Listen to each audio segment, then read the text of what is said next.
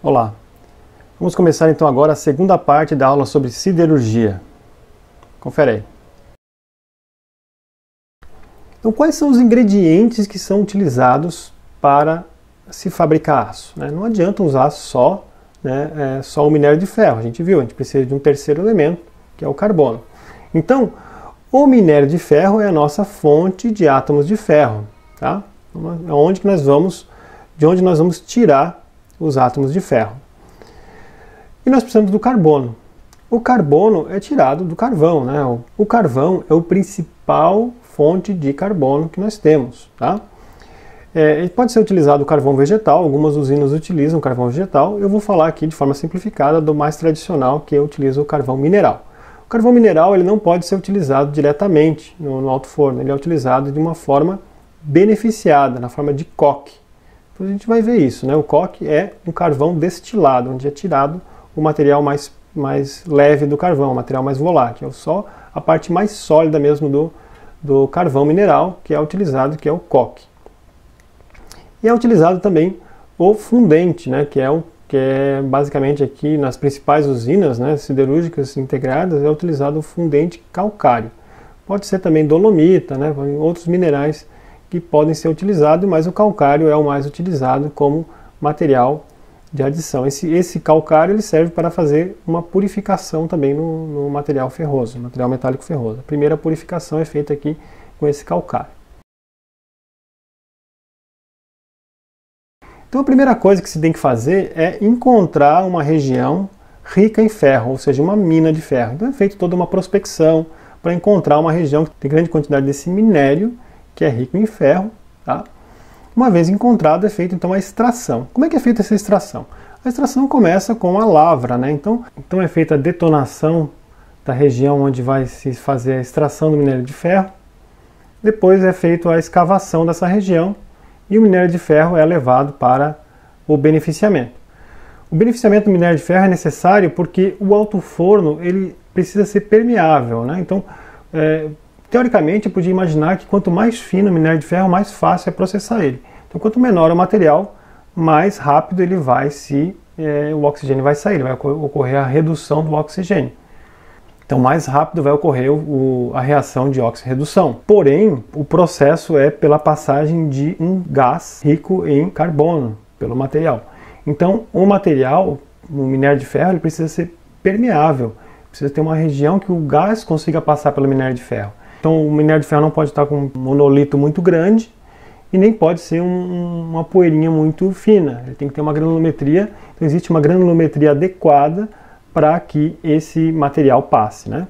Então é na ordem de 5 a 50 milímetros, né, o tamanho do material que vai ser adicionado lá no alto forno, tá? Então eu preciso processar esse material para que ele fique desse tamanho, né? Depois de fazer a extração, o recolhimento do minério de ferro, ele vai para um primeiro beneficiamento, que é a trituração, né, a britagem desse minério de ferro. Então a trituração é feita nos moinhos, né? Então o caminhão descarrega o minério de ferro em moinhos, tá? Esses moinhos, o clássico é o moinho de cone, né, como é mostrado aqui, e ele transforma esse material ele faz a comminuição desse material, a moagem desse material. Então depois é feita uma classificação e o minério de ferro que tem um tamanho entre 50 e 6,3 milímetros, ele está pronto para ser usado no alto forno. O minério que tiver maior que isso, ele volta para a moagem, né? E o que tiver menor que isso? O que tiver menor que isso não pode ser utilizado no alto forno, senão vai entupir o alto forno. Só que minério de ferro, né, não pode ser considerado lixo, né? Então vai ser um desperdício muito grande considerar isso lixo, né, o fino de minério de ferro. Então os finos de minério de ferro, eles também são processados, eles são trabalhados para que se possa utilizar ele, né, no processo siderúrgico. Então, os finos que têm um tamanho entre 6,3 e 0,15 milímetros, eles são direcionados para fazer um tipo de aglomerado, né, que é chamado de sinter. E o mineral mais fino que isso, menor do que 0,150 milímetros, eles são processados para fazer um outro tipo de aglomerado. Então, nós temos basicamente dois tipos de aglomerado, que é o sinter e que é as pelotas, tá? Então, esses finos utilizados para fazer sinter é chamado de sinter feed. E os finos utilizados para fazer pelotas é chamado de pellet feed. Nós temos aqui um resumo, né, do ciclo de produção do aglomerado sinter. Eu vou apresentar isso através de um vídeo sequencial. Esse vídeo foi produzido por uma compilação de vários pequenos vídeos e foi narrado para o português para facilitar aqui, para entrar no contexto dessa aula. Eu vou deixar o link dos vídeos originais na descrição desse vídeo.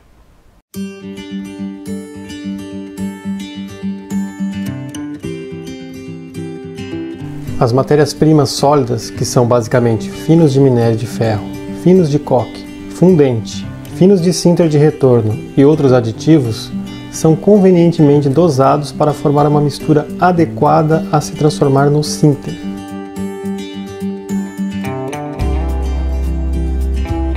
Este material é transportado para o tambor de mistura através de uma correia transportadora.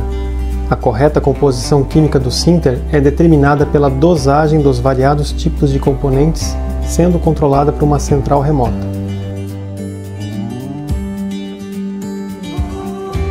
Os componentes sólidos dosados são convenientemente misturados no tambor de mistura, sendo posteriormente adicionada água durante a etapa de granulação. A umidade é importante para controlar a permeabilidade da camada e aumentar a resistência mecânica dos grânulos. O material misturado e granulado é levado aos silos de alimentação por uma correia transportadora. O silo é então preenchido uniformemente por um sistema de alimentação especial.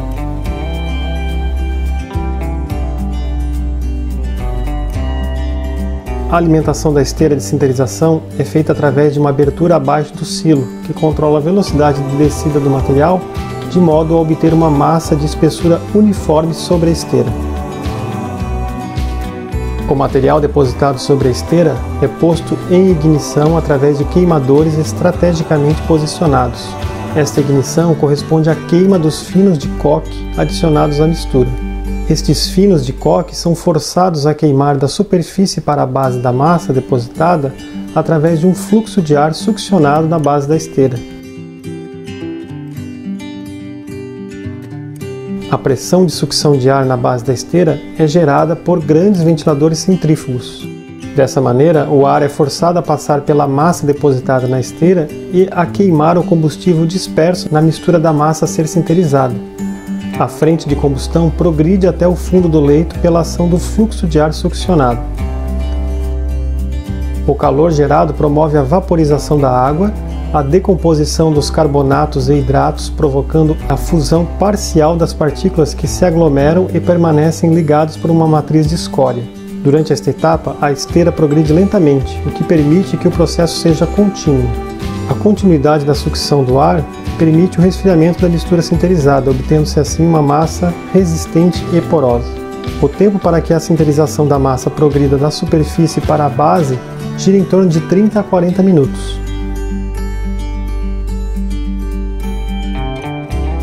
Ao chegar ao final da esteira, a massa sinterizada é triturada em tamanhos apropriados para a utilização no alto forno.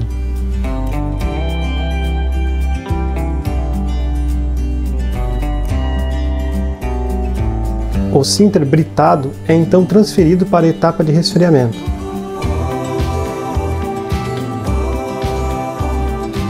O material chega com a temperatura de aproximadamente 800 graus Celsius e é resfriado até uma temperatura de 120 graus Celsius, levando um tempo de aproximadamente 1h30. O resfriamento é feito através da circulação de ar fresco soprado por ventiladores na base da esteira. O sinter resfriado é então levado para o equipamento de classificação e, na sequência, transferido para o setor de armazenamento. Já os finos de minério mais fino, com tamanho menor do que 0,150 mm, eles são utilizados para produzir pelotas. Tá? Aqui nós temos o ciclo básico de produção da pelotas, mas eu também vou apresentar através de um vídeo, né, que foi compilado a partir de vários pequenos vídeos e narrado para o português para entrar no contexto dessa aula. Eu vou deixar o link dos vídeos originais na descrição desse vídeo. Tá? Então, segue aí.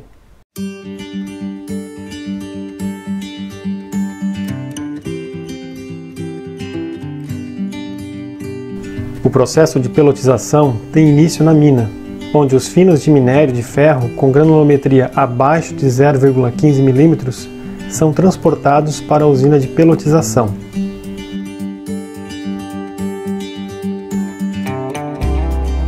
Chegando às usinas de pelotização, o minério é descarregado por viradores de vagões. Em seguida, é transportado por correias e empilhado nos pátios de matérias-primas. O material é recuperado da pilha e transportado para os silos de alimentação da etapa de moagem a úmido, que é realizado por moinhos de bolas. Esse material é classificado em baterias de hidrociclones. O produto final da moagem é uma polpa constituída de água e sólido. A polpa é bombeada para o espessador, que eleva o teor de sólidos de 20% para 70%. Na sequência, a polpa é levada aos tanques homogeneizadores, onde é misturada a polpa de carvão. Após a homogeneização, o material é enviado para a filtragem, onde o teor de umidade será reduzido para aproximadamente 9%, dando origem ao pellet feed. Em seguida, o produto da filtragem é depositado sobre as correias transportadoras para serem prensados entre dois rolos, sendo então armazenados nos silos do prédio da mistura.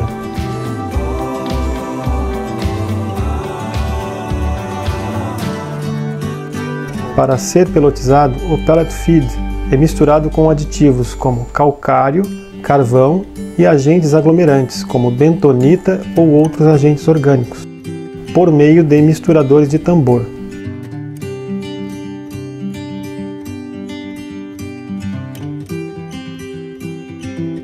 A mistura é em seguida transportada para os discos de pelotização.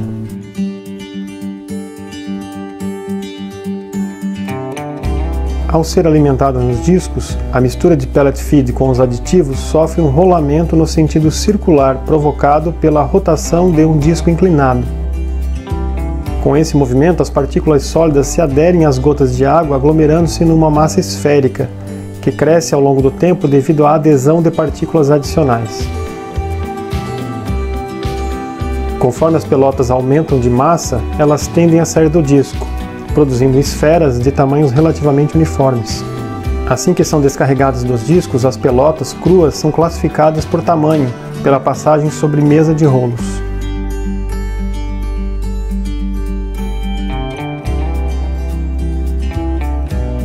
Na alimentação do forno, as pelotas passam por mais 2 esteiras de rolos e são alimentadas na grelha com granulometria adequada, sobre uma camada de forração de pelotas já queimadas. O objetivo principal dessa forração é minimizar a agressão térmica da estrutura do carro de grelha, aumentando a sua vida útil. As etapas do processo dentro do forno compreendem a secagem ascendente, secagem descendente, pré-queima, queima, resfriamento primário e secundário. Além disso, o forno possui precipitadores eletrostáticos para o tratamento dos gases do processo, recuperando partículas finas e reduzindo a emissão delas para o ambiente.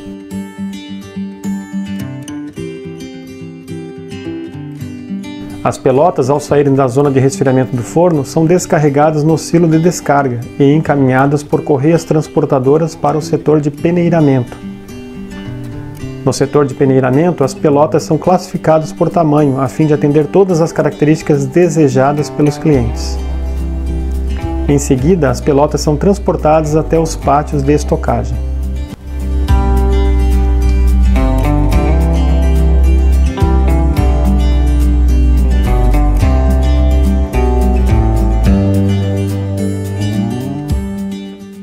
Como resultado, nós temos 3 matérias-primas que podem ser utilizadas como fonte de átomos de ferro, né?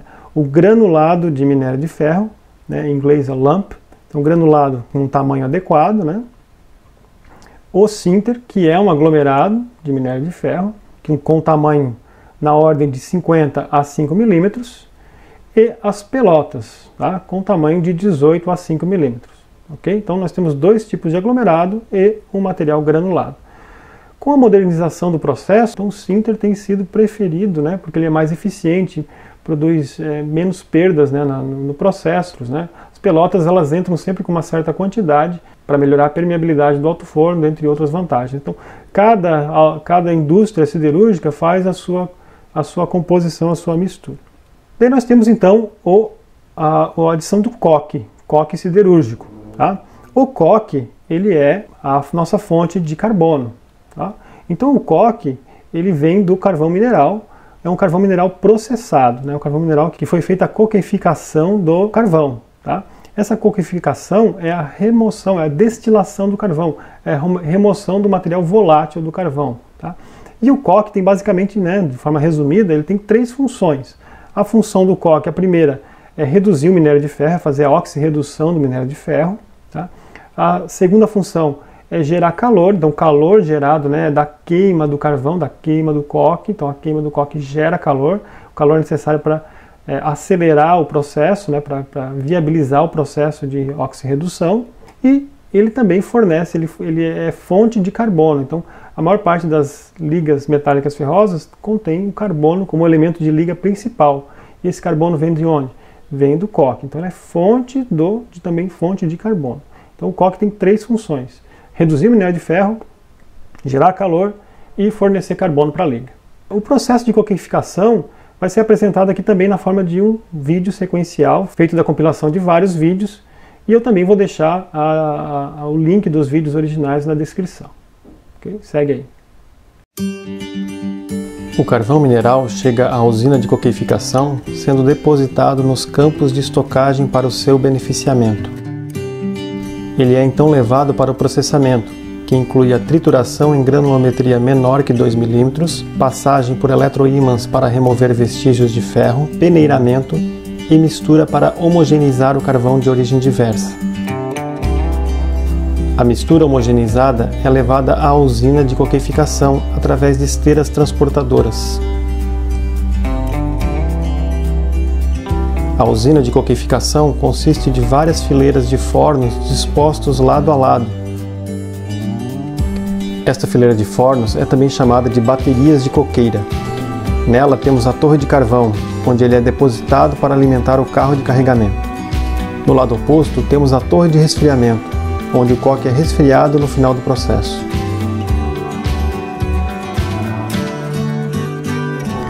Na parte superior das fileiras de fornos temos as bocas de carregamento e o carro de carregamento indicados na figura. Cada forno consiste numa câmara estreita e alta, onde há portas de acesso na parte frontal e posterior. Os fornos são construídos de tal forma que as paredes laterais possam ser aquecidas pela combustão de um gás e que não permita a entrada de quantidade significativa de oxigênio na câmara de coqueificação. Na parte superior dos fornos estão dispostas as bocas de carregamento, onde o carvão é introduzido para ser processado. O carro de alimentação carrega o forno com carvão mineral e ele é então aquecido.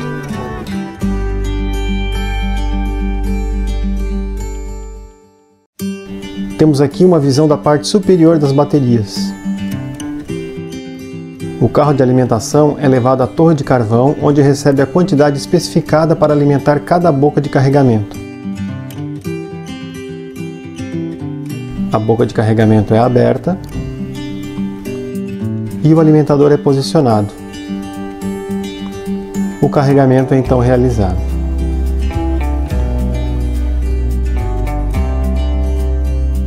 Aqui vemos uma boca de carregamento sendo aberta para inspeção. As câmaras de combustão mantêm as paredes aquecidas a uma temperatura entre 1100 e 1300 graus Celsius. O carvão é mantido nessa situação por até 20 horas. Durante esse período, o material volátil evapora e o carvão se transforma em coque, que é um material à base de carbono com pequena quantidade de material volátil, boa resistência mecânica e grande porosidade.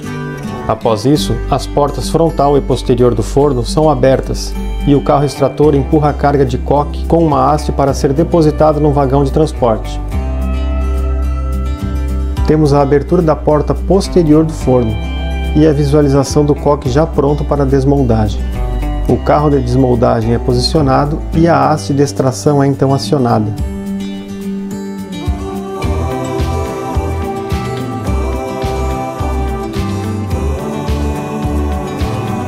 o coque é descarregado no vagão de transporte.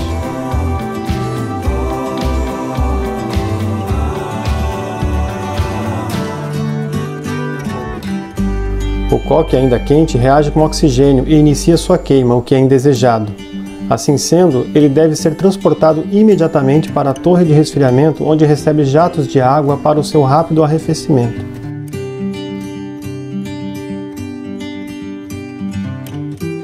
O coque retorna já relativamente frio e é descarregado, e levado à seção de classificação e estocagem através de correias transportadoras. Vemos aqui o coque quente sofrendo combustão devido ao contato com o oxigênio do ar. O vagão com o coque chega à torre de resfriamento e recebe jatos de água que resfriam rapidamente o coque.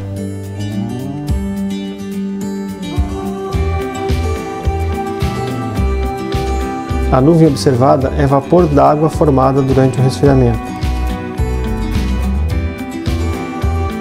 Vemos aqui o vagão retornando com o coque já relativamente frio. É feito então o descarregamento.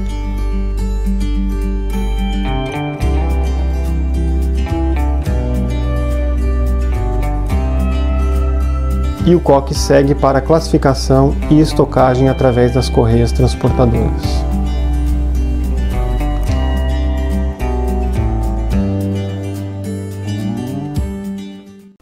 Para finalizar a carga sólida, nós temos o fundente.